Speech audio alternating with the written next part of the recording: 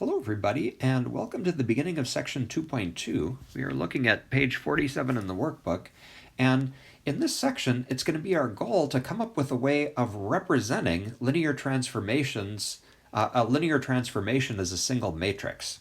Okay, so to get started on this path, let's talk about a definition. Okay, and we'll read this together here. So we'll start with a finite dimensional vector space V and talk about what's known as an ordered basis for V.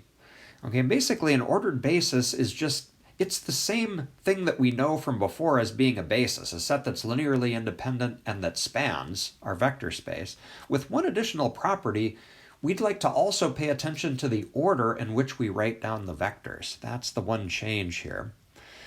Okay, so let's let beta be the set u1 through un. We'll let it be an ordered basis for our vector space V. Okay, and then we'll take a vector x and v and note that because beta is a basis, there's a unique way of writing this vector x as a linear combination of the vectors in our basis. That's a theorem that we proved about bases earlier on. Okay, so when you look at this equation, we're just taking that vector x that we were given, and we're going to write it as a linear combination of the vectors in our basis. We know there's only one way to do that. Okay, and here comes the second part of our definition.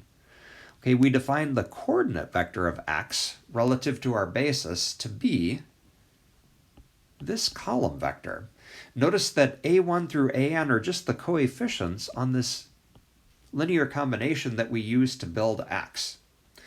Okay, now a couple of comments here. Number one, writing column vectors notationally can take up a lot of space if we write it that way. So often what I'm going to do is to write the column vector like this.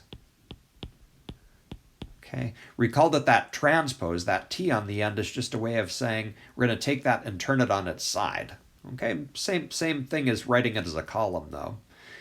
And then the other thing is the notation here. Okay, what I just circled is our notation for the coordinate vector of x relative to beta. Okay, and again, it's just a vector that contains the coefficients of that linear combination that it takes to build x.